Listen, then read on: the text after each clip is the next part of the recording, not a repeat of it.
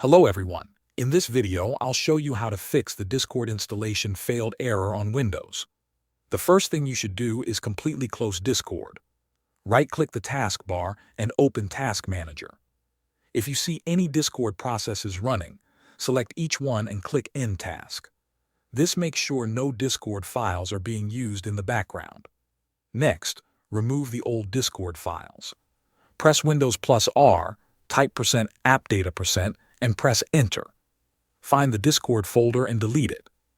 After that, press Windows+R again, type %localappdata%, and press Enter. Delete the Discord folder there as well.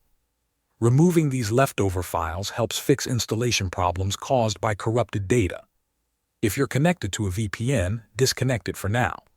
Now download a fresh copy of the Discord installer from the official Discord website. Avoid using an old installer that may already be corrupted or outdated. Once the download is complete, right-click the installer and choose Run as administrator. Follow the installation steps and wait for the process to finish. Thanks for watching.